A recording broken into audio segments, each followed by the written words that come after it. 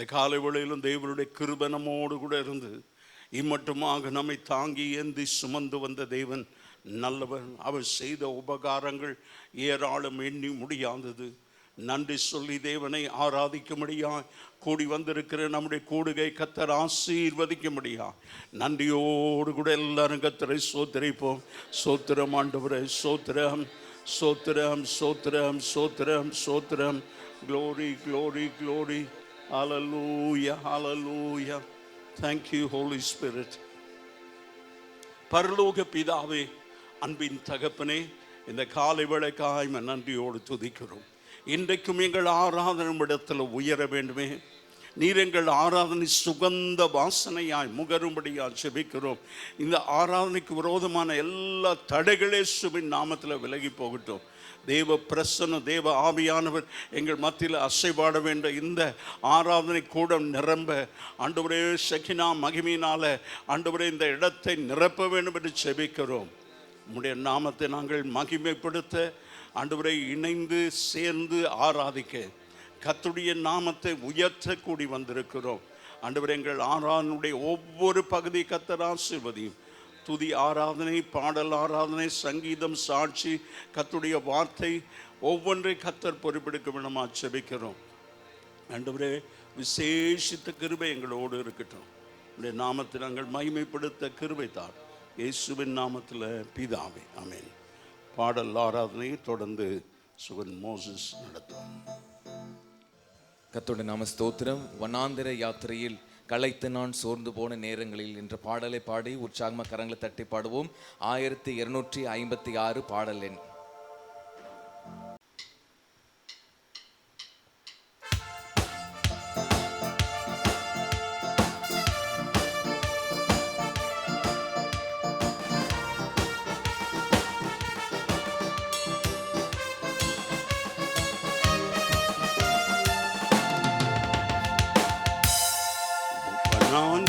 யாத்திரையில் களைத்து நான் சோர்ந்து போகும் நேரங்களில், வனாந்திர யாத்திரையில் களைத்து நான் சோர்ந்து போகும் நேரங்களில், நேசரின் சத்தம் என்னில் கேட்டிடும், நேசரின் சத்தம் என்னில் கேட்டிடும், என் வாழ்வு செழித்திடுமே, என் வாழ்வு செழித்திடுமே.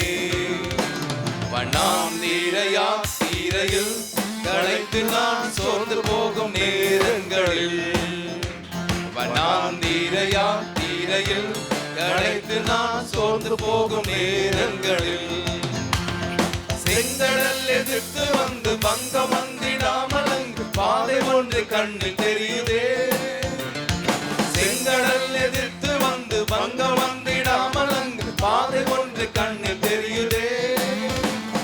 விடுவிப்பார் ஆண்டவர் நல்குவார் புதுவெளன், தடுத்திடும் சத்துருக்கள் அழிந்து மாடுவார். விடுவிப்பார் ஆண்டவர் நல்குவார் புதுவெளன், தடுத்திடும் சத்துருக்கள் அழிந்து மாடுவார். வனாந்திர யாத்திரையில் களைத்து நான் சோர்ந்து போகும் நேரங்களில், வனாந்திர யாத்திரையில் களைத்து நான் சோர்ந்து போகும் நேரங்களில், தேவனை மறக்க செய்யும் வேதனை நிறைந்த வாழ் சத்துரு விதைத்திடும் போது, தேவனை மறக்க செய்யும் வேதனை நிறைந்த வாழ் சத்துரு விதைத்திடும் போது, மாறாவின் கசந்த நீர் மதுரமாக மாறிடும், காரிருள் நீங்கிட வெளிச்சம் தோன்றுமே. மாறாவின் கசந்த நீர் மதுரமாக மாறிடும், காரிருள் நீங்கிட வெளிச்சம் தோன்றுமே. வனாந்திர யாத்திரையில் களைத்து நான் சோர்ந்து போகும் நேரங்களில், வனாந்திர யாத்திரையில் களைத்து நான் சோர்ந்து போகும் நேரங்களில், இனிமையற்ற வாழ்வில் நான் தனிமை என்று எண்ணும் போது மகிமை தேவன் தாங்கிடுவாரே. இனிமையற்ற வாழ்வில் நான் தனிமை என்று எண்ணும் போது மகிமை தேவன் தாங்கிடுவாரே. இனிமையாம் மன்னாவை வர்ஷிக்க பண்ணுவார், இனி எனக்கொன்றுமே தாழ்வு இல்லையே. இனிமையாம் மன்னாவை வர்ஷிக்க பண்ணுவார். இனி எனக்கொன்றுமே தாழ்வு இல்லையே. வனாந்திரையா தீரையில் களைத்து நான் சோர்ந்து போகும் நேரங்களில், வனாந்திரையா தீரையில் களைத்து நான் சோர்ந்து போகும் நேரங்களில். இப்பொழுது கூட பரம எருசலேமே பரலோகம் விட்டிறங்குது என்ற பாடலை பாடி உற்சாம கரங்களை தட்டி பாடுவோம். 1918 பாடல் எண்.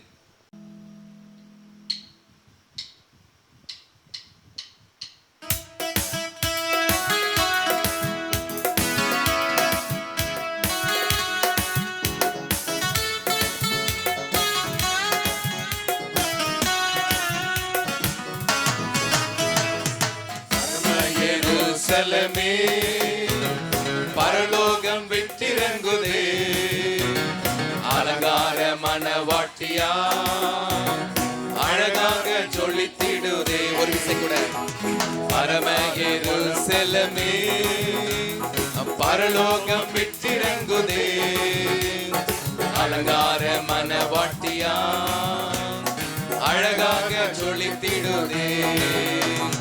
ஆமென் அல்லேலூயா, ஆமென் அல்லேலூயா, ஆமென் அல்லேலூயா, ஆமென் அல்லேலூயா. எருசலேமே கோழி தன் குஞ்சுகளை ஏற்றணைக்கும் ஏக்கத்தின் குரல் கேட்டே, தாய் பறவை துடித்திடும் பாசம் கண்டே, தாவரமாய் சிறகினில் தஞ்சமானே. கனிவான எருசலேமே, கனிவான எருசலேமே, கனிவான எருசலேமே பரலோகம் விட்டிறங்குதே, அலங்கார மணவாட்டியா அழகாக ஜொலித்திடுதே, அலங்கார மணவாட்டியா அழகாக ஜொலித்திடுதே. ஜீவதேவன் நகரினில் குடி புகுந்தே, சீயோன் மலை சீருக்கு சொந்தமானே. நீதி தேவன் நீலடி சிரம் புதைந்தே, நீதிமான்கள் ஆவியில் மறுவி நின்றே. மேலான எருசலேமே, மேலான எருசலேமே, மேலான எருசலேமே பரலோகம் விட்டிறங்குதே, அழகார மணவாட்டியா அழகாக ஜொலித்திடுதே, அலங்கார மணவாட்டியா அழகாக ஜொலித்திடுதே. சர்வ சங்க சபையில் அங்கமானே, சர்வலோக நடுவரின் அருகில் வந்தே, பரிந்துரைக்கும் ரத்தத்தில் மூழ்கி நின்றே, பரிவாரமா தூதர்கள் சூழ நின்றே. ஆஹா என் எருசலேமே, ஆஹா என் எருசலேமே, ஆஹா என் எருசலேமே பரலோகம் விட்டிறங்குதே, அலங்கார மணவாட்டியா அழகாக ஜொலித்திடுதே, அலங்கார மணவாட்டியா அழகாக ஜொலித்திடுதே.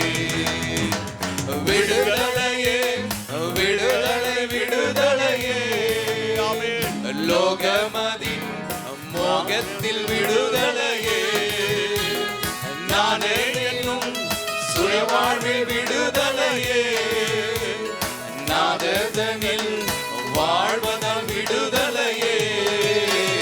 சுயாதீன எருசலேமே, சுயாதீன எருசலேமே, சுயாதீன எருசலேமே பரலோகம் விட்டிறங்குதே, அலங்கார மணவாட்டியா அழகாக ஜொலித்திடுதே, அலங்கார மணவாட்டியா அழகாக ஜொலித்திடுதே. யாவரும் எழுமி நின்று கர்த்தருடைய சமூகத்துல உயிரோடு எழுந்தவரே என்று சொல்லி அவர் நமக்காக மரித்து உயிரோடு கூட எழுந்திருக்கிறார். இப்பொழுது கூட மரணத்தை ஜெயித்தவர், பாதாளத்தை வென்றவர் நம்மோடு கூட இருக்கிறார். அவரை போற்றி துதித்து பாடி மகிமைப்படுத்துவோம். ஸ்தோத்திர ஆண்டவரே, உமக்கு நன்றி கர்த்தாவே. ஹல்லேலூயா. யாவரும் ஸ்தோத்திர பலிகளை செலுத்தும். ஆண்டவருடைய சமூகத்துல வந்திருக்கிற அந்த கால வேளையில கர்த்தர் அற்புதமானவர், கர்த்தர் நம்மளுக்கு விடுதலை தந்திருக்கிறார் என்றால் அவரை பாடி துதித்து மகிமைப்படுத்ததான். கர்த்தர் இந்த கால வேளையில நம்மளை விடுதலை ஆக்கின தேவனாகிய கர்த்தரை நோக்கி பாடி துதித்து மகிமைப்படுத்தும். உயிரோடு கூட எழுந்த என் தேவனாகிய கர்த்தரை நம்ம போற்றி மகிமைப்படுத்துவோம். ஸ்தோத்திரம் ஸ்தோத்திரம் ஸ்தோத்திரம். கர்த்தாவே உமக்கு நன்றி ஆண்டவரே. ஸ்தோத்திரம் ஸ்தோத்திரம் ஸ்தோத்திரம் ஸ்தோத்திரம் ஸ்தோத்திரம்.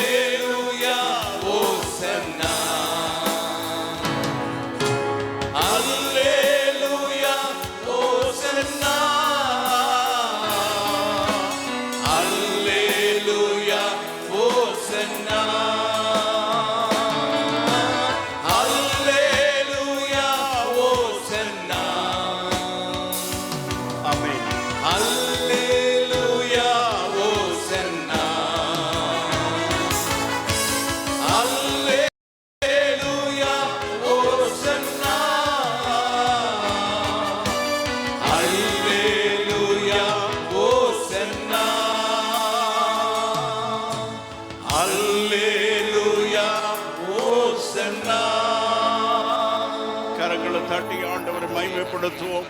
மரணத்தை வென்றவர், பாதாளத்தை வென்றவர், மரணத்தை ஜெயித்தவர் நம்மோடு கூட இருக்கிறார். இன்றும் உயிர் தெழுந்தவரா இருக்கிறபடியினால நன்றியோடு கூட கர்த்தரை ஸ்தோத்திரிப்போம். அல்லேலூயா.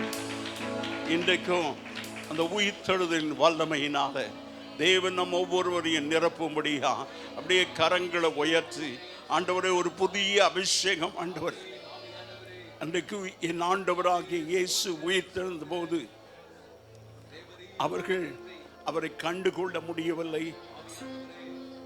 ஏனென்றால் அவர் மறுரூபமாக்கப்பட்டிருக்கிறார்.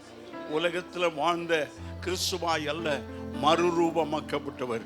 உயிர் தெழுந்த பிறகு மறுரூபம். பாவத்துக்கு செத்து நீதிக்காய் பிழைக்கும்படியா நாம் மறுபடியும் எழுந்திருக்கிறபடியினால அந்த மறுரூப அனுபவத்தோடு கூட இன்றைக்கு ஆண்டவரை ஆராதிக்கும்படியா 2 கைகளை உயர்த்தி, நன்றி ஆண்டவரே, எங்களுக்காக மரித்தவர், உயிரோடு எழுந்தவர். நாங்களும் ஆண்டவர் அந்த உயிர்த்தெழுதலின் வல்லமையோடு உலகத்தில் சாட்சியா ஜீவிக்க கர்த்தர் எங்களை அபிஷேகிக்கும்படியா நாங்கள் ஜெபிக்கிறோம்.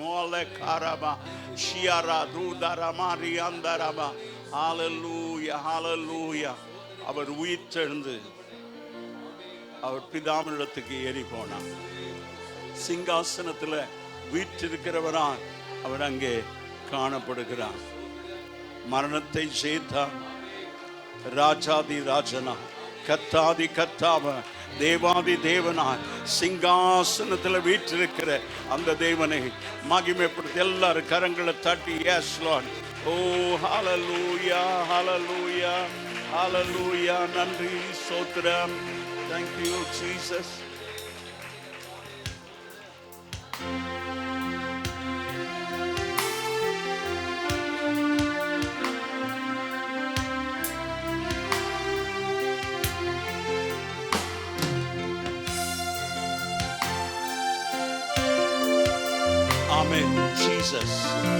அவர் ஒருவரே பரிசுத்தர், அவர் ஒருவரே ஜீவனுள்ளவர், ஜீவாதிபதி.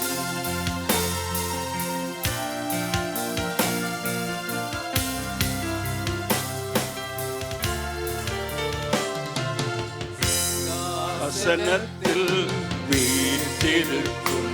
கரங்களை உயர்த்தி எல்லாருமா, அவர் மரணத்தை ஜெயித்திருக்கிறார், பாதாளத்தை வென்றிருக்கிறார், வெற்றி பெற்றவராய் சிங்காசனத்தில் வீற்றிருக்கிறார். அவர் ராஜாதி ராஜாவாய் வரப்போகிறவராய் இருக்கிறபடினால அவர் ஒருவரே பரிசுத்தர். உமக்கு ஆராதனை. 2 கரங்களை உயர்த்தி இடது பக்கமாக வலது பக்கமாக அசைத்து ஆராதிப்போம். இயேசுவா, உமக்கு ஆராதனை, ஆராதனை, உமக்கு ஆராதனை. ரூபிங்கள் சேராபிங்கள் போற்றிடும் எங்கள் பரிசுத்தரே. ரூபிங்கள் சேராபிங்கள் போற்றிடும் எங்கள் பரிசுத்தரே. ஆராதனை உமக்கு, ஆராதனை, ஆராதனை உமக்கு, ஆராதனை, ஆராதனை உமக்கு, ஆராதனை, ஆராதனை உமக்கு, ஆராதனை. 7 குத்து விளக்காகிய சபையின் மத்தியில உலாவிக் கொண்டிருக்கிறார். இப்பொழுது நம் மத்தியில உலாவிக் கொண்டிருக்கிறார். நிலையங்கே தரித்தவரா அவர் நட்சத்திரமாகிய அந்த சபையின் தூதனை கையில் எடுத்து சபை மத்தியிலே, உங்கள் மத்தியிலே, எங்கள் மத்தியிலே, நம்முடைய மத்தியிலே அவர் உலாவிக் கொண்டிருக்கிறார். நன்றி.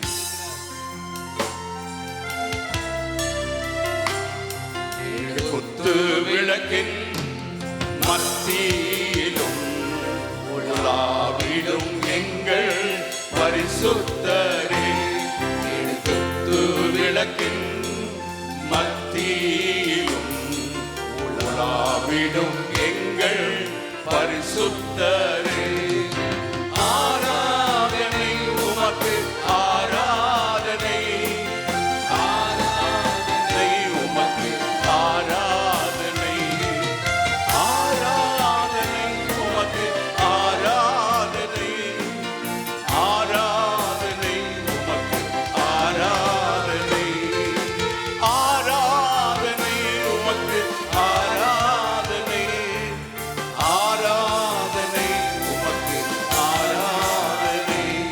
பரிசுத்தமும் சத்தியம் உள்ளவர். பரிசுத்தமும் சத்தியமும் தாவீதின் திறவுகோலை உடையவரே. பரிசுத்தமும் சத்தியமும் பரலோகத்தின் திறவுகோல்களை கையில் வைத்திருக்கிறவர். உங்களையும் என்னையும் அவரோடு சேர்த்து கொள்ள அவர் திரும்பவுமாய் வருகிறார். ஆமென். glory. ஆராதனை உமக்கு, ஆராதனை, ஆராதனை உமக்கு, ஆராதனை, ஆராதனை உமக்கு, ஆராதனை. அவருடைய கண்கள் பூமி எங்கு உலாவிக் கொண்டிருக்கிறது. அக்னி ஜுவாலை போன்ற கண்கள், very powerful eyes which is looking all over the world. உங்களையும் என்னையும் அவர் நோக்கி கொண்டிருக்கிறார். உங்கள் மேல் கண்ணை வைத்து ஆலோசனை சொல்லுகிறவரா இருக்கிறபடியினால 2 கரங்களை உயர்த்தி, ஆண்டவரே நீர் எங்களை காண்கிற தேவன், எல்ரோயி ஆண்டவரே, அக்னி ஜுவாலை போன்ற கண்களை உடையவர். ஓ ராகா ராபா ராதா ரபா. அக்னி ஜுவாலை போன்ற கண்களையும் வெங்கல பாதங்களை உடையவரே. Such a wonderful, awful God. பயங்கரமான தேவன், பராக்கிரமம் உள்ளவர். 2 கரங்களை உயர்த்தி எல்லாரும் 2 கரங்கள் உயர்த்தப்படும். ஓ ஹalleluya. Yes Lord, நீர் எங்களை ஆளுகை செய்கிற தேவன், சிங்காசனத்தில் வீற்றிருக்கிறவர். ஆராதனை, ஆராதனை உமக்கு, ஆராதனை, ஆராதனை எல்லாரும் ஆராதனை, ஆராதனை உமக்கு, ஆராதனை, ஆராதனை உமக்கு, ஆராதனை. Oh glory, hallelujah, praise you God. அப்படியே 2 கரங்களை உயர்த்தி அவர் ஒருவருக்கே ஆராதனை, அவர் ஒருவரே பரிசுத்தர், அவர் ஒருவரே ஆராதனைக்குரியவர். மரணத்தை ஜெயித்தவர், பாதாளத்தை வென்றவர், உயிரோடு எழுந்தவர். நன்றியோடு கூட கரங்களை தட்டி யேசுகான் ரபா தரமா ஷக்கரபா. அதே உயிர் தெழுந்த தேவன் எப்படி இயேசுவானவர் வானத்துக்கு ஏறி போனாரோ அப்படியே இறங்கி வருகிறார். நாம் ஆயத்தமாகி அவரை எதிர்கொண்டு அழைக்கத்தக்கதாக இப்போது ஒரு புதிய அபிஷேகத்தினால கர்த்தர் எங்களை நிரப்ப வேண்டும், நிரப்ப வேண்டும். ஆராதனை உமக்கு, ஆராதனை, ஆராதனை உமக்கு, ஆராதனை, ஆராதனை உமக்கு, ஆராதனை, ஆராதனை உமக்கு, ஆராதனை. இயேசுவே, நீர் ஒருவரை பரிசுத்த, ஆராதனைக்குரியவர், துதிக்கு பாத்திரர். உம்மை நாங்கள் ஆராதிக்கிறோம். நீர் எங்கள் தேவன், நீர் எங்கள் ராஜா. மரணத்தை ஜெயித்தவனா, எங்களுக்காக சிலுவை மரணத்தை ஏற்றுக்கொண்டு ஆண்டவரே அந்த சிலுவையில் மரித்து இரத்தத்தை சிந்தி எங்களை மீட்டு கொண்டதுக்காக ஸ்தோத்திரிக்கிறோம். இன்றைக்கும் நாங்களும் தேவ சமூகத்தில் ராஜாக்களும் ஆசாரியர்களுமாய் நின்று ஆராதிக்க தேவன் கிருபை பாராட்டினபடியினால நாங்கள் உம்மை ஸ்தோத்திரிக்கிறோம். உமக்கே மகிமை. இயேசுவின் நாமத்தில் பிதா. லூக்கா எழுதின சுவிசேஷம் 24ஆம் அதிகாரம் 13வது வசனத்திலிருந்து 35வது வசனமுடைய வசனங்கள். அன்றைய தினமே அவர்களில் 2 பேர் எருசலேமுக்கு 7 மைல் அல்லது 8 மைல் தூரமான எம்மாவு என்னும் கிராமத்துக்கு போனார்கள். போகையில் இந்த வர்த்தமானங்கள் யாவையும் குறித்து அவர்கள் ஒருவரோடொருவர் பேசிக் கொண்டார்கள். இப்படி அவர்கள் பேசி சம்பாஷித்து கொண்டிருக்கையில் இயேசு தாமே சேர்ந்து அவர்களுடனே கூட நடந்து போனார். ஆனாலும் அவரை அறியாதபடிக்கு அவர்களுடைய கண்கள் மறைக்கப்பட்டிருந்தது. அப்பொழுது அவர் அவர்களை நோக்கி, நீங்கள் துக்கம் உள்ளவர்களாய் வழி நடந்து ஒருவருக்கொருவர் சொல்லிக் கொள்ளுகிற காரியங்கள் என்னவென்று கேட்டார். அவர்களில் ஒருவனாகிய கிளையோப்பா என்பவன் பிரதியுத்தரமாக, இந்நாட்களில் எருசலேமிலே நடந்தவைகளை அறியாதபடிக்கு நீர் அந்நியராய் இருக்கிறீரோ என்றான். அவர் எவைகள் என்றார். அதற்கு அவர்கள், நசரேயனாகிய இயேசுவை குறித்தவைகளே. அவர் தேவனுக்கு முன்பாகவும் ஜனங்கள் எல்லாருக்கும் முன்பாகவும் செய்கையிலும் வாக்கிலும் வல்லமையுள்ள தீர்க்கதரிசியாய் இருந்தார். நம்முடைய பிரதான ஆசாரியரும் அதிகாரிகளும் அவரை மரண ஆக்கினைக்குட்படுத்தி சிலுவையில் அறைந்தார்கள். அவரோ இஸ்ரவேலை மீட்டு ரட்சிப்பவர் என்று நாங்கள் நம்பி இருந்தோம். இவைகள் சம்பவித்து இன்று 3 நாள் ஆகிறது. பரலோக பிதாவை, அன்பின் தகப்பனே, இந்த நாளிலும் கர்த்தருடைய வார்த்தையை தியானிக்கும் போது என் வாயின் வார்த்தையும் எங்கள் எல்லாருடைய இருதயத்தின் தியானமும் உமக்கு பிரியமாயிருக்கட்டும். நீர் பேசும் ஆண்டவரே. நீர் பேசும்போது காதேஸ் வனாந்தரங்கள் அதிரச் செய்கிறது. பெண்மான்களை ஈனச் செய்கிற கர்த்தருடைய சத்தம் வல்லமை உள்ளது. அந்த வல்லமை உள்ள வார்த்தை சத்தத்தோடு கர்த்தர் எங்களோடு பேசும். இயேசுவின் நாமத்தில் பிதாவே. ஆண்டவர் ஆகிய இயேசு கிறிஸ்து உயிர்த்தெழுந்த அன்றைய தினமே என்று 13வது வசனத்தில் நாம் பார்க்கிறோம். அன்றைய தினத்தில் இந்த சம்பவம் இயேசுவின் உயிர்த்தெழுதலுக்கு பிறகு நடந்த மிக முக்கியமான ஒரு சம்பவமாய் கருதப்படுகிறது.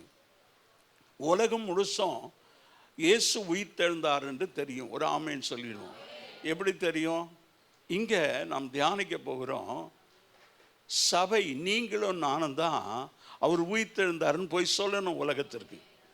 அதான் இந்த அதிகாரத்தில் நாம் தியானிக்க போகிற இந்த வசனத்தில் நாம் பார்க்க போகிறது. சீஷருடைய கண்கள் மறைக்கப்பட்டிருந்தது. பின்னர் இயேசுவை அடையாளம் கண்டு அவர்களுக்குள்ளே உள்ளம் கொழுந்து விட்டு எரிந்த அனுபவத்தை பெற்றார்கள். ஆண்டவருடைய வார்த்தையை நாம் கேட்கும்போது, ஆண்டவர் நம்மோடு பேசும்போது நம்முடைய இருதயத்தில் அவருடைய வார்த்தை கொழுந்து விட்டு எரிய வேண்டும். ஆண்டவருக்கு மகிமை உண்டாவதாக. புதிய ஏற்பாட்டின்படி இயேசு கிறிஸ்து உயிர்த்தெழுந்த பிறகு 40 நாட்களில் அவர் 10 முதல் 12 தடவை வெவ்வேறு நபர்களுக்கு அவர் தரிசனம் தந்திருக்கிறார். ஆமேன் சொல்லுவோம். அவர் உயிர்த்தெழுந்ததை நிரூபித்திருக்கிறார். ஆண்டவருக்கு மகிமை உண்டாவதாக. ஒரு 14 குறிப்புகளை நான் உங்களுக்கு சொல்லி கடந்து போகிறேன். முதல்ல எல்லாம் வசனத்தில் தான். முதல்ல 24:13 இந்த வர்த்தமானங்கள் என்று சொல்லப்படுகிறது. ஆண்டவருக்கு ஸ்தோத்திரம். இயேசு கிறிஸ்து உயிர்த்தெழுந்த அன்றைய தினம் அவருடைய சீஷர்கள் 2 பேர் எம்மாவூர் என்னும் கிராமத்திற்கு போகிறார்கள். மார்க் எழுதின சுவிசேஷத்தில் இந்த சம்பவம் மிக சுருக்கமாக எழுதப்பட்டிருக்கிறது. இந்த கிராமம் எருசலேமுக்கு 7 அல்லது 8 மைல் தூரத்தில் இருக்கிற 11 கிலோமீட்டர். இவ்விரண்டு சீஷர்களில் ஒருவருடைய பெயர் கிளியோப்பா என்பதாகும். மற்றவருடைய பெயர் குறிப்பிடப்படவில்லை. சரித்திர ஆசிரியர்கள் சொல்லுகிறார்கள் லூக்காவாய் இருக்கலாம். ஆண்டவருக்கு ஸ்தோத்திரம். இந்த லூக்கா இந்த 12 பேருடைய பட்டியலில் வராது. வருதா? யாராவது எப்போமாவது இயேசு கிறிஸ்து மத்தேயு 10ஆம் அதிகாரத்தில் அவருடைய சீஷர்களை குறித்து சொல்லும்போது இந்த லூக்கா இருக்க மாட்டார். இந்த 70 பேரில் அவர் ஒருவராக இருக்கிறார். இந்த கிளியோப்பா என்கிற சீஷர் அவரோடு கூட போனது ஒரு வேளை, அது திட்டமாய் வேதம் சொல்லவில்லை, ஒரு வேளை லூக்காவாய் இருக்கலாம் என்று சொல்லப்படுகிறதை பார்க்கிறோம். ஆண்டவருக்கு ஸ்தோத்திரம். எம்மாவு என்னும் கிராமத்துக்கு போன 2 பேர்களில் ஒருவன் கிளியோப்பா, சின்ன யாக்கோபின் தந்தை. யாக்கோப் இருக்கிறாரு, அவருடைய தந்தை, மரியாளின் கணவர். இவன் கூட போனது யார் என்று தெரியவில்லை என்று திருச்சபை வரலாற்று ஆசிரியர்கள் லூக்கா என்று சொல்கிறாங்க. ஆண்டவருக்கு ஸ்தோத்திரம். ஆனாலும் கர்த்தருடைய வார்த்தை அந்த 2 பேர் அங்கே நடந்து போகிறதை பார்க்கிறோம். அன்றைய தினமே அவர்களில் 2 பேர் எருசலேமுக்கு 7 அல்லது 8 மைல், அதில் ஒருத்தர் பேர் மாத்திரம் கிளியோப்பா என்று சொல்லப்படுகிறது. அப்படி பெயர் சொல்லப்பட்ட நபர் பாக்கியவான், பெயர் சொல்லப்படாத நபரும் பாக்கியவான். ஏனென்றால் 2 பேருக்கு ஆண்டவர் அன்றைக்கே தரிசனம் தந்திருக்கிறார். அவரை அவர்களால் அடையாளம் கண்டு கொள்ள முடியவில்லை. இவர் இயேசு தான் என்று அடையாளம் கண்டு கொள்ள முடியவில்லை. ஏனென்றால் அவர் மறுரூபமாயிருக்கிறார். மார்க்கு 16:12. அவர்களில் 2 பேர் ஒரு கிராமத்துக்கு நடந்து போகிற பொழுது அவர்களுக்கு மறுரூபமாய் தரிசனமானார். மறுரூபமாய் இருக்கிறதுனால அவர் உலகத்தில் வாழ்ந்து அவர்களோடு இருந்தார். அந்தபடி அவர் இல்லை, அவர் மறுரூபமாக்கப்பட்ட. அப்போ உயிர்த்தெழுதலுக்கு பிறகு இந்த சாயல் மறுரூபமாக்கப்படுகிறது. கரங்களை உயர்த்தி இப்போ நாம் எல்லாரும் ஒரு இமைப்பொழுதுல மறுரூபமாவோம் என்று வேதம் சொல்லுகிறது. ஆமென். இதைதான் அங்கே வேதம் மிக தெளிவாய் சொல்லுகிறது. அவர் உயிர்த்தெழுதலின் முதற் பேரானவராய் இருக்கிறார். அல்லேலூயா. இயேசு உயிர்த்தெழுந்ததினால நீங்களும் நானும் உயிர்த்தெழலாம் என்கிற அந்த நம்பிக்கையை, விசுவாசத்தை கர்த்தர் நமக்கு தந்திருக்கிறார். அதை டெமான்ஸ்ட்ரேட் பண்ணி காட்டியிருக்கிறார். அதை உருவகப்படுத்தி நமக்கு காண்பித்திருக்கிறார். ஆண்டவருக்கு மகிமை உண்டாவதாக. அடுத்தபடியாக அவர்களுடனே இயேசு இருந்தார். 15-16 இப்படி அவர்கள் சம்பாஷித்துக் கொண்டிருக்கையில் இயேசு தாமே சேர்ந்து அவர்களுடனே கூட நடந்து போனார். ஆண்டவருக்கு ஸ்தோத்திரம். 2 சீஷர்களும் எருசலேமிலிருந்து எம்மாவுக்கு நடந்து போகும்போது இயேசுவும் அவர்களோடு சேர்ந்து கொண்டார். அல்லேலூயா. முப்பொரின் நூல் அறாது. இந்த 2 பேரோடு இயேசு சேர்ந்து கொண்டார். அவங்க பேசிட்டு போறாங்க. அங்க வசனம் சொல்லுகிறது, அவர்கள் அவரை அறியாதபடிக்கு அவர்களுடைய கண்கள் இல்லை, அவர்கள் போகும்போது இந்த வர்த்தமானங்களை எல்லாம் அவங்க பேசிக்கிட்டே போறாங்க. என்ன என்று இவர் ஆச்சரியமா கேட்கிறார். இவங்க வாயிலிருந்தே சொல்லணும் என்பதை அவர் எதிர்பார்க்கிறார். ஆண்டவருக்கு ஸ்தோத்திரம். அவர்களோடு சேர்ந்து நடந்து போகிறார். ஆமென். தடைகளை நீக்குகிறவர் முன்னே நடந்து போகிறார். ஆமென். மீகா 2:13. இப்போதும் கொஞ்சம் கவனிங்க. உங்களுக்கு முன்னதாக இருக்கிற தடைகளை நீக்கி போட இயேசு முன்னே போகிறார். ஆண்டவர் அந்த கல்லறையில் பார்த்து சொல்கிறார், அந்த கல்லறையில் அங்கே வந்தவர்களை பார்த்து சொல்கிறார், அவர் கலிலேயாவுக்கு உங்களுக்கு முன்னே போகிறார். ஆமென். ஆண்டவர் எப்போதும் நமக்கு முன்னே போகிறார், நாம பின்னே போகணும். ஆண்டவருக்கு சோதனை. எப்படி பின்னே போறது? தன்னைத்தானே வெறுத்து தன் சிலுவையை எடுத்துக்கொண்டு எனக்கு பின்னே வராதவன் எனக்கு சீஷனாய் இருக்க முடியாது. அப்போ அனுதினமும் பாடு இருக்கிறது, அனுதினமும் போராட்டம் இருக்கிறது, அவமானம் இருக்கிறது. ஆண்டவருக்காக நாம் வாழ வேண்டும் என்றால் சகிப்பு தன்மை இருக்க வேண்டும். ஆமென். அப்போ நாம் எல்லாரிடத்துலையும் ஏன் ஆண்டவர் அந்த குணத்தை எதிர்பார்க்கிறார்? குருத்தோலை ஞாயிறு அன்றைக்கு அவர் சாந்த குணமுள்ளவராய் கழுதையின் மேலும் கழுதை குட்டியின் மேலும் ஏறி போகிறார். that character we should inherit. அவருக்குள்ளே இருந்த அந்த குணாதிசயம் நமக்குள்ளே இருக்க வேண்டும். யோனா சொல்கிறார், நீ இரக்கமும் உருக்கமும் நீடிய சாந்தமுள்ள தேவன். நான் போய் அங்கே ஒன்று சொல்லுவேன், நீங்கள் மனம் மாறுவீங்க, அதனால் நான் போக மாட்டேன், நான் தர்சீஸுக்கு போகிறேன், உங்கள் சமூகத்தை விட்டு போகிறேன், உங்கள் சவகாசமே வேண்டாம். ஒரு ஆமேன்னு சொல்லிடுவோம். நல்லா ஆமேன்னு சொல்லுவோம். பயப்படாத சொல்லுங்க. நீ காசு கொடுத்து தர்ஷீஸ் கப்பலில் போய் அங்கே பாவம் அவன் உனக்கு சீட்டு கொடுத்துருக்குறான், அங்கே போய் கப்பலுக்கு அடித்தட்டில் நல்லா போய் தூங்கணும்.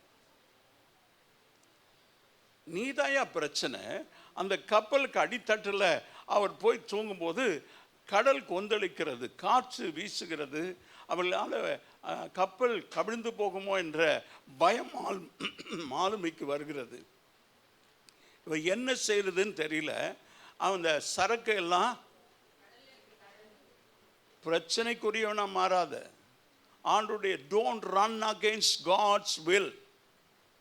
எனக்கு அருமையானவர்களே, இன்றைக்கும் நான் இதை பேசவே இல்லை. என்கிட்ட இருக்கிற செய்தியே வேற, ஆண்டவர் சொல்றதே வேற. உன் வாழ்க்கை குறித்து ஆண்டவர் ஒரு திட்டம் வைத்திருக்கிறார். God has a purpose for you. உனக்காக, இங்க இருக்கிற நம் ஒவ்வொருவருக்காக தேவன் ஒரு திட்டத்தை வைத்திருக்கிறார். அவர் சமூகத்தில் போய் ஆண்டவரே என்ன திட்டம், என்ன சித்தம் சொன்னாதான் என்று சொல்லி ஆண்டவர்கிட்ட கேட்கணும், ஜெபம் பண்ணணும். நாம் ஆவிக்குரியவர்களாய் ஆவியில் பலப்படணும்னா 2 காரியம் ரொம்ப முக்கியம். நேற்றும் உபவாச கூட்டத்தில் சொன்னேன். ஒன்று வேத வாசிப்பு, இன்னொன்று ஜெபம். இதுதான் நமக்கு பூஸ்ட், ஹார்லிக்ஸு, சூப்பு எல்லாமே. ஆமேன், ஆமேன்.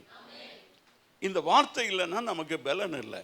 பிறகு ஆண்டவராகிய இயேசு கிறிஸ்து சொல்றாரு, என் பிதாவினால வாக்குத்தத்தம் பண்ணப்பட்டதை பெருமளவும் எருசலேமில் காத்திருங்க. இடத்தை குறிப்பிடுகிறான். எருசலேம் எது? உன்னுடைய சபை. உன்னுடைய சபை. சபைக்கு விரோதமாக எழும்பாத, பேசாத, ஊழியக்காரனுக்கு விரோதமாக பேசாத. ஆண்டவருக்கு மகிமை உண்டாவதாக. இயேசு அவர்களோடு சேர்ந்து கொண்டார், அவர்களோடு நடந்து போகிறார், அவர்கள் சம்பாஷணையை கேட்கிறாரு, அவங்க பேசி கொண்டிருக்கிறாங்க. அவர் கேட்கிறாரு, நீங்க எதை குறித்து பேசுகிறீர்கள்? இப்படி அவர்கள் பேசி சம்பாஷித்து கொண்டிருக்கையில் இயேசு தாமே சேர்ந்து அவர்களுடனே கூட நடந்து போனார்.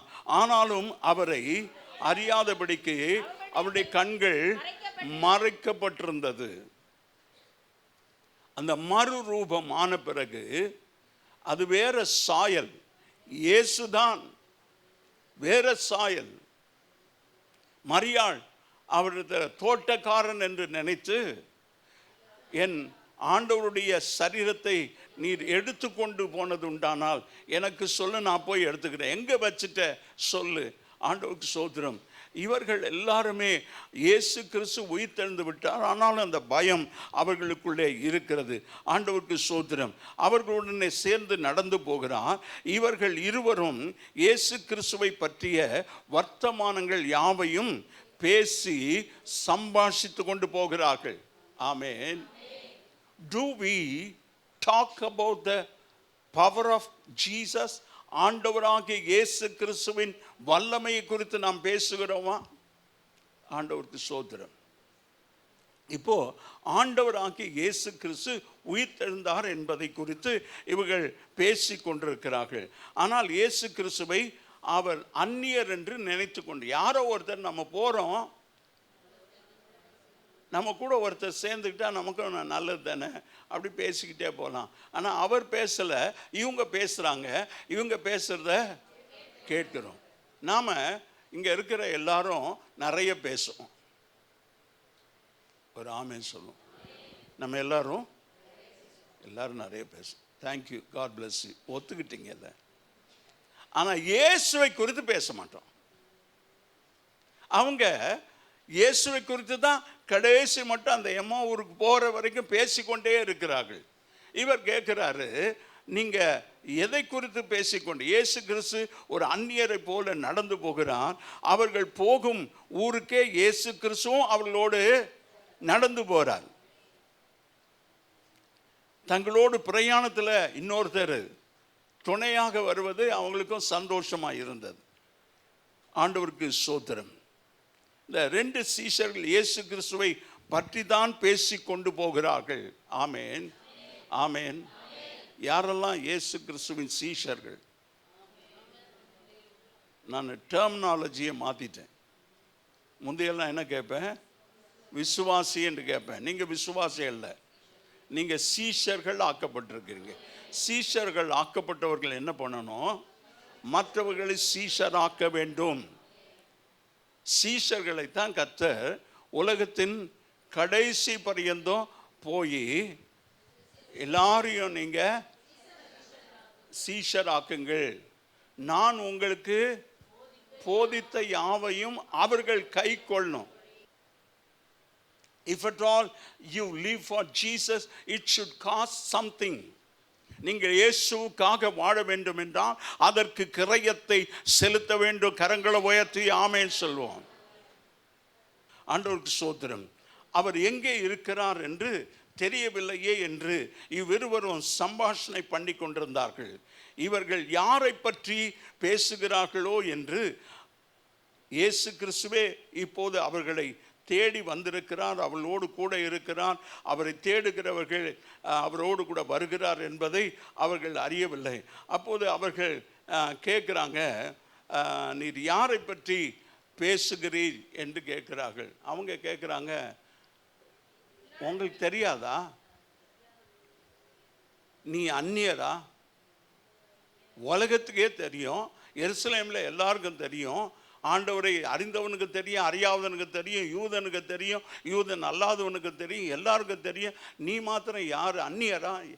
என் கூட வர இந்த சம்பவம் உனக்கு தெரியலையா? 17வது வசனம். அப்பொழுது அவர் அவர்களை நோக்கி, நீங்கள் துக்கமுகம் உள்ளவர்கள். ஆண்டவருக்கு ஸ்தோத்திரம். இவங்க பேசும்போது ரொம்ப துக்கமாக இருக்கிறாங்க. ஏதோ யாரோ நான் கேட்டுக்கிட்டு இருந்தேன்னா தெரியல, அந்த குறிப்பிட்ட காரியத்தை சொல்லும் போதே அவருக்கு அழுகை வருகிறது. இப்போ ஆண்டவராகிய இயேசு கிறிஸ்துவை அதிகமாக நேசித்தவர்கள் அங்கே பிரயாணத்தை தொடங்கின நேரத்திலேருந்து அவரை குறித்தே பேசி கொண்டிருக்கிறார்கள். இப்போ இவர் யாரை பற்றி பேசுகிறீங்க? ஆண்டவராகிய இயேசுவை குறித்து அங்கே சொல்கிறது 21வது வசனமா, இஸ்ரவேலை மீட்டு ரட்சிப்பார், ரட்சகரை குறித்து பேசுகிறார். ஆமென் சொல்லுவோம். நல்லா ஆமென். ஆண்டவருக்கு மகிமை உண்டாவதாக. இப்படி பேசி கொண்டிருக்கிறாங்க. ஆண்டவர் ஒன்றை பார்க்கிறார், அவங்க முகத்தை பார்க்கிறார். நாம யாரையாவது முகத்தை பார்த்த உடனே ஆண்டவருக்கு ஸ்தோத்திரம், ஏன் முகம் ஒரு வாடலாக இருக்கிறது என்று கேட்போம். ஆண்டவருக்கு ஸ்தோத்திரம். இயேசு அவளை பார்த்து அந்த 17வது வசனம், துக்க முகமுள்ளவர்களாய் வழி நடந்து ஆண்டவருக்கு ஸ்தோத்திரம். இவங்க ஆண்டவரை குறித்து பேசுறாங்க. ஆண்டவர் இல்லை, அவங்களை விட்டு போயிட்டாரு என்பது அவங்களுக்கு ரொம்ப துக்கமாக இருக்கிறது. ஆனால் அவர் உயிர்த்தெழுந்து இவர்களோடு தான் நடந்து போகிறார். இன்றைக்கு அந்த உயிர்த்தெழுந்த இயேசு கிறிஸ்து உங்களோடு நடக்கிறவராக இருக்கிறார். ஆமென். உங்களுடைய பிரச்சனை எதுவாக இருக்கலாம், உங்களுடைய போராட்டம் எதுவாக இருக்கலாம், உங்களை யாரும் உங்களுக்கு உதவி செய்ய வேண்டாம், உங்களுடைய உறவினர் உங்களுக்கு உதவி செய்ய வேண்டாம். ஆண்டவருக்கு மகிமை. உங்கள் முகத்தை பார்த்த உடனே ஏன் துக்கமாக இருக்கிறீங்க? நிறைய பேர் இயற்கையாகவே எப்போவுமே சோக முகம். கர்த்தருடைய பிள்ளைகள் நம்ம முன்னெல்லாம் பாடுவோம், இப்போ இங்கே இருக்கிறவங்களுக்கு தெரியாது, முன்ன எங்கள் காலத்தில் பாடுவோம். சந்தோஷம் உங்களுக்கு தெரியாது, நீங்கள் பாடக்கூடாது, நான் மாத்திரம்தான் பாடுவேன். சந்தோஷம் பொங்குது, சந்தோஷம் பொங்குது, பொங்கி பொங்கி வடிது. அந்த வார்த்தையை மாற்ற நான் நிறைய இடத்துல அப்போவே பாட்டெல்லாம் லீட் பண்ணேன். அப்போ சொன்னேன், பொங்கி பொங்கி பொங்கி பொங்கி பொங்கி வடியுது. ஆமென், அல்லேலூயா. நல்லா சொல்லுவான். ஆண்டவர் நம்மை உயிர்த்தெழுந்த வல்லமையை நமக்குள்ளே தந்திருக்கிறார். உயிர்த்தெழுந்த இயேசு நம்மோடு கூட நடந்து வருகிறார். உன் பிரச்சனையை பார்த்து நீ சோகமாக இருக்க வேண்டாம். இயேசு என்னோடு இருக்கிறார், நான் எல்லாவற்றையும் ஜெயிப்பேன், விசுவாசித்தால் தேவ மகிமையை காண்பார் என்று சொல்லி ஆண்டவர் இன்றைக்கு நம்மை உற்சாகப்படுத்துகிறவனாக இருக்கிறார். ஆண்டவருக்கு ஸ்தோத்திரம். 18வது வசனத்துக்கு நான் கடந்து போகிறேன். அவர்களில் ஒருவனாகிய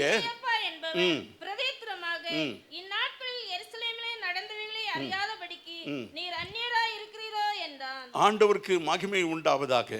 அவன் சொல்றான், இந்த நாட்களில் எருசலேமில் அறியாதபடி நீ இருக்கிறையோ என்று கேட்கிறான். இயேசு கிறிஸ்து தம்முடைய சீஷர்களின் துக்க முகத்தை தேடி வந்து விசாரிக்கிறவராக இருக்கிறார். ஆமென், ஆமென். நல்லா அல்லேலூயா. ஆண்டவருக்கு ஸ்தோத்திரம். இயேசு கிறிஸ்து நம்முடைய துக்க முகத்தை பார்த்து விசாரிக்கிறார். ஆண்டவர் நம்மை விசாரிக்கிற தேவன். உங்கள் கவலைகளை ஆண்டவர் எல்லா வார்த்தைகளை தந்துட்டு தான் நம்மோடு கூட பேசி கொண்டிருக்கிறார், நம்ம மத்தியில் உலாவி கொண்டிருக்கிறார். ஆண்டவருக்கு மகிமை. அதனால் துக்க முகமாக இருக்க வேண்டாம். 18வது வசனத்துக்கு போயிடுவோம்.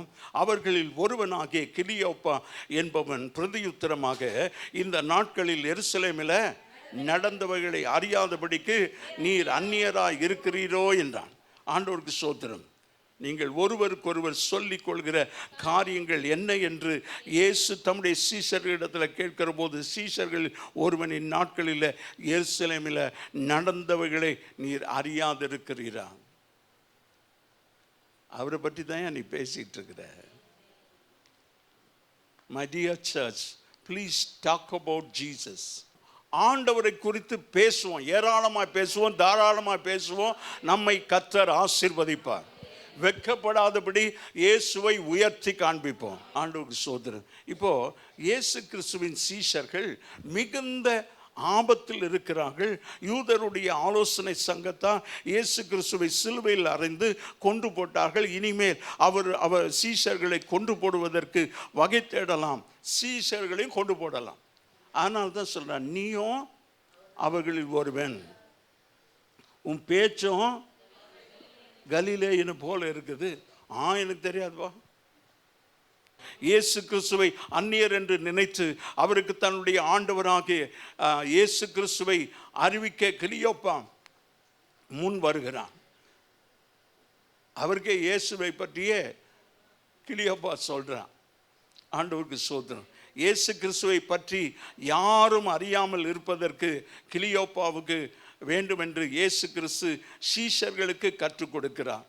எல்லாருக்கும் போய் சுவிசேஷத்தை சொல்லணும், அறிவிக்க வேண்டும் என்று இயேசு கிறிஸ்து சீஷர்களுக்கு கற்றுத்தருகிறார். சீஷர்கள் சுவிசேஷத்தை சொல்லணும். எப்படி சொல்லணும்? சமயம் வாய்த்தாலும் வாய்க்காமற் போகணும். சான்ஸ் கிடைக்குமான்னு பார்த்துருந்தேன். இல்லை, ஆண்டவர் சொல்றாரு, உனக்கு சான்ஸே கிடைக்கலனாலும் ஷேர் த காஸ்பல். ஆண்டவருக்கு ஸ்தோத்திரம். இயேசு கிறிஸ்துவின் மரணம் எருசலேம் நகரத்தில் மிகப்பெரிய குழப்பத்தை உண்டு பண்ணினது. அவருடைய மரணம் மற்ற ஜனங்களின் மரணத்தை போல சாதாரண மரணமாக இல்லை. இயேசு கிறிஸ்து கல்வாரி மரித்த போது வானத்திலிருந்து அற்புதம் உண்டாயிற்று, பூமி எங்கும் அந்தகாரம் உண்டாயிற்று. இதை எருசலேமில் உள்ள எல்லாருமே அறிந்திருந்தார்கள். பிறகு 19வது வசனம், எவைகளை என்று கேட்கிறார். ஆண்டவருக்கு ஸ்தோத்திரம். அவர்கள் ஆண்டவருக்கு ஸ்தோத்திரம்.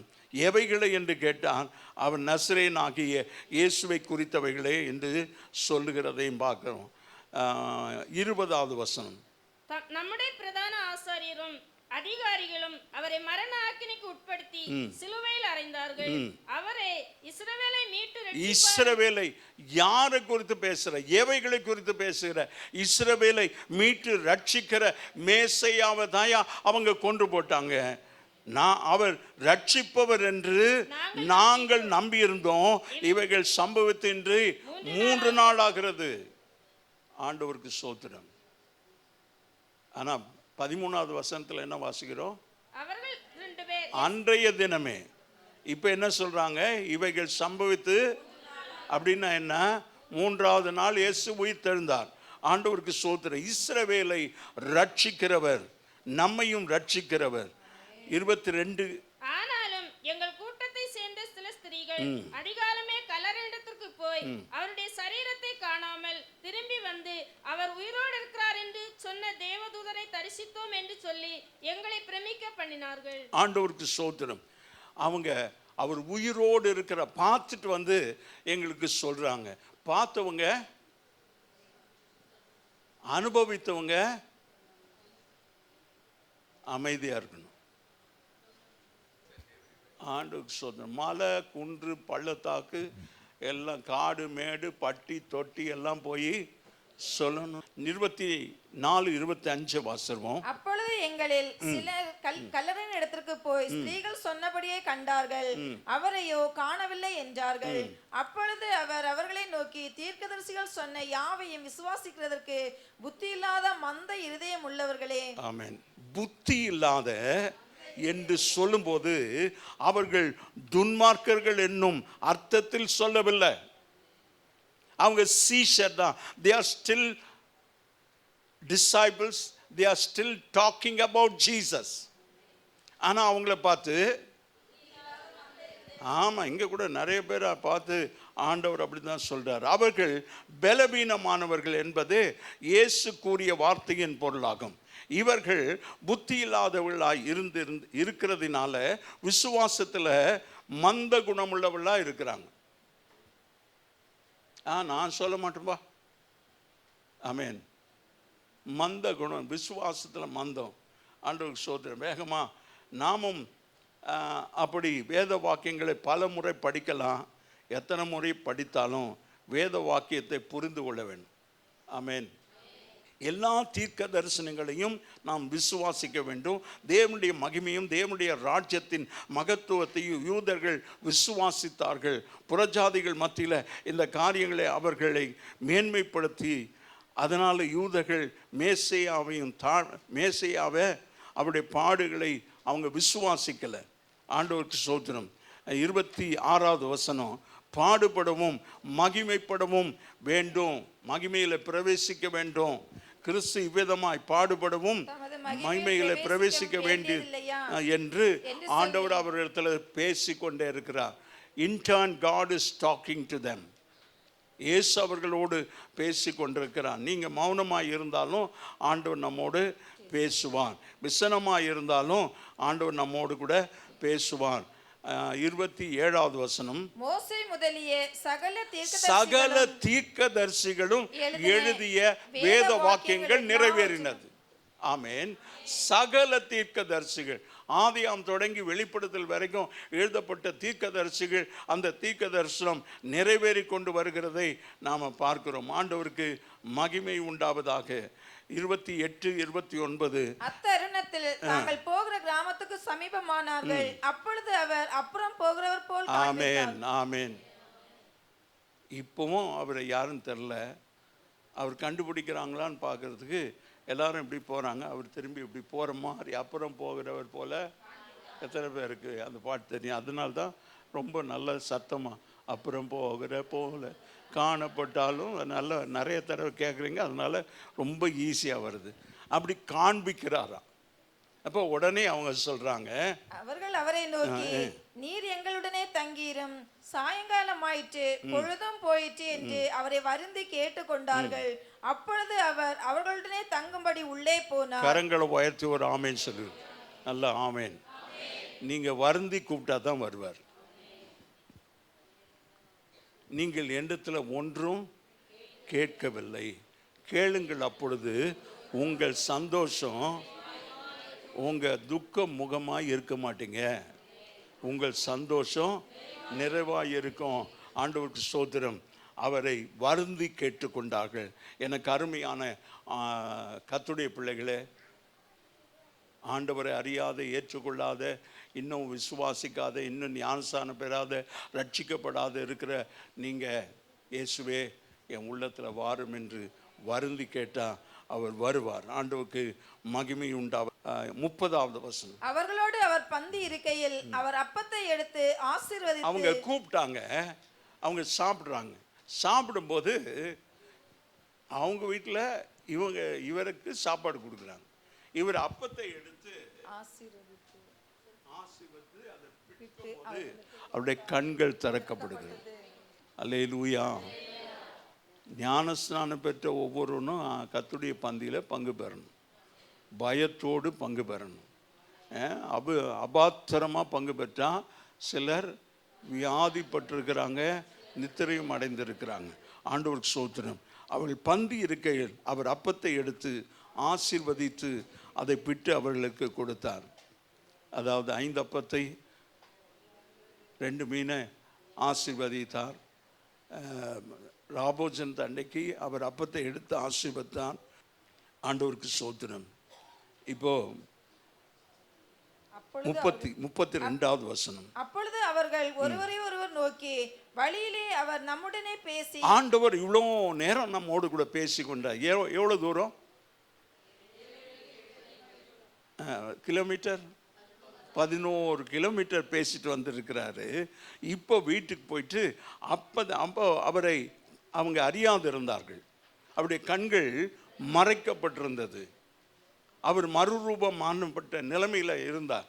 இப்போது அப்பத்தை பிற்கும்போது அவர்கள் கண்கள் திறந்தது. அவர்கள் என்ன பேசுகிறார்கள் என்றால், அவர்கள் ஒருவரை ஒருவர் நோக்கி, வழியில் அவர் நம்முடனே பேசிய வேத வாக்கியங்கள் நமக்கு விளக்கி காட்டின பொழுது நம்முடைய இருதயம், இன்றைக்கு அருமையான தேவனுடைய பிள்ளையே, நம்முடைய இருதயம் கொழுந்து விட்டு எரிகிறதா இருக்க வேணும். ஆண்டவருக்கு மகிமை உண்டாவதாக. கடைசியில் அந்த 35வது வசனம், அவர்கள் சீஷர்கள், ஆண்டவருக்கு ஸ்தோத்திரம், வாசிங்க. அந்நேரமே நடந்தவைகளையும் அவர் அப்பத்தை பிற்கையில் தாங்கள் அவரை அறிந்து கொண்டதையும் விவரித்து சொன்னார்கள். 35 அந்நேரமே எழுந்திருந்து எருசலேமுக்கு திரும்பி போய், ஆண்டவருக்கு ஸ்தோத்திரம். இப்படி ஆண்டவரை கண்டு கொண்ட உடனேயே, இயேசு தான் என்ற உடனேயே அவங்க போனாங்க, எம்மாவூருக்கு போனாங்க. 11 கிலோமீட்டர் நடந்து போயிருக்கிறாங்க. அங்கே அப்பத்தை விட்டு அவர் தம்மை வெளிப்படுத்துகிறார். இயேசு வெளிப்பட்டார். அதுக்கப்புறம் அவர் காணப்படவில்லை, அவளை விட்டு மறைந்து போனார். அதுக்கு பிறகு அவங்க ஒரு நிமிடமும் இல்லாதபடி இயேசுக்கு அவங்க சொல்கிறாங்க, பொழுதும் போயிட்டே, நீர் எங்களோடு தங்கிடும்.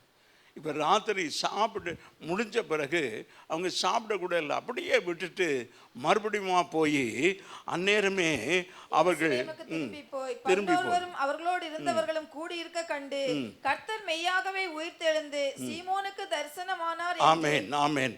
இயேசு கிறிஸ்து தம்மை இவர்களுக்கு வெளிப்படுத்தினதுனால இவருடைய சந்தோஷம் மிகுதி ஆயிற்று. ஆமென். இன்றைக்கு ஆண்டவராகிய இயேசு கிறிஸ்து உயிர்த்தெழுந்தவராய் நமக்கு வெளிப்பட்டிருக்கிறார். அதனால நாம் சந்தோஷம் அடைவோம்.